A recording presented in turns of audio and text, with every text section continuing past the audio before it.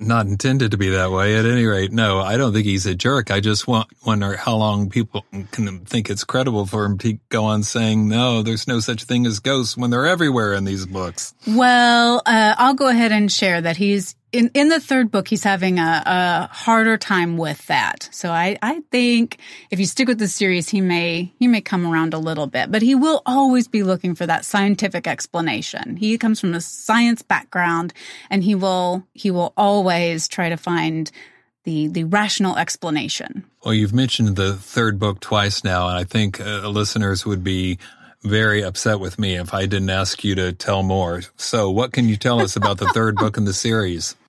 Well, I've brought them to Oklahoma. I thought this would be a lot of fun. I've set it in Guthrie. That allows me to bring in some of our state's history. And I'm using some places that actually exist in Guthrie, kind of like I've done before, but then I take it and run with it. I make up my own story to layer on top of real life. I think the listeners are probably starting to get the picture, even if they haven't read your books, that you've made a giant genre jump here. Really, it's more than genre. It's like two different universes between the world of Leslie and the world of Kimberly and Sterling. Is that problematic to make this, from romantic, supernatural suspense to very real world women's fiction with real world problems? From a writing standpoint, for me, I would not call it problematic. From a sales and marketing standpoint, it maybe was not the smartest thing that I have ever done. This is not something that a traditional book publisher would encourage their author to do. But I've always been just an avid reader. I devour books. I read almost every genre that there is. I just love a good story. Shadow of the Taj was actually the first book that I wrote. It was very important to me. It meant a lot to me to write that and get that out there. Well, talk a little bit about this process, because I bet a lot of Red Sneaker writers listening are working on that first book, too. So how did you get from that first draft to now being published by a very nice publishing house? It's a long, long road. Well, we have a minute and a half, so. Okay. All right. So I went the complete wrong route. I just sat down and started writing. And this would be probably what you would call the pantser approach. I just sat down and started writing the book.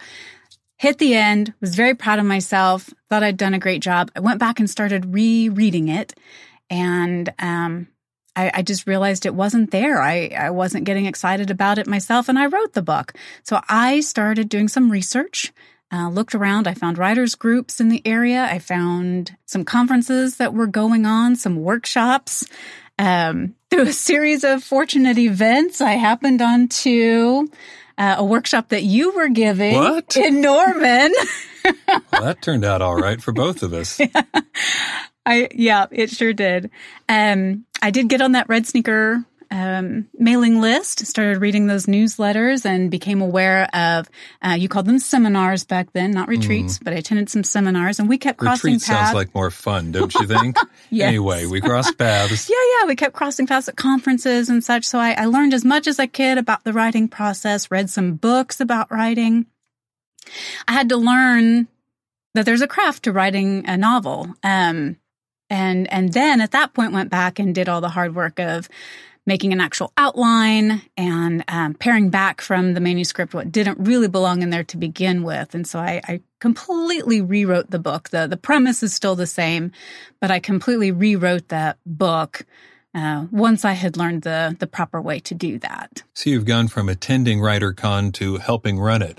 Yeah, attending was probably more fun, I suspect. I was a good student, I think. I've been brought in. But then I had to find an agent, and then she had to find the publisher who would get behind the story. It's a very, very long process. Well, it's a terrific book, and I don't care if you have jumped genres and that confuses people. It was worth it because this is a real work of art. Thank you. Kudos to you. Lara, thanks for being on the podcast. Thank you for having me. It was fun. So there you have it, straight from author Lara Bernhardt. The key to success as a writer is subscribing to the Red Sneaker newsletter. and probably doing some really first-rate writing also helps. But you can sign up for that newsletter if you haven't already just by visiting my website, williambernhardt.com, and you give me your email address, and in return you get my free Red Sneaker writing workbook, which has a lot of cool stuff in it that you might find helpful. I will mention once again that you can still register for the WriterCon cruise in February, spend a week taking a deep dive into the writing world, and also perhaps spending a lot of time messing about on the cruise ship and visiting beaches and whatnot. More info about that on my website as well. Plus, did we mention retreats, formerly seminars? I think we did. And the next one of those small group writing retreats is in New Orleans in December. And I would love to see you there and take a close look at your work in progress. Again, more info on my website. Until next time, remember, you cannot fail if you refuse to quit.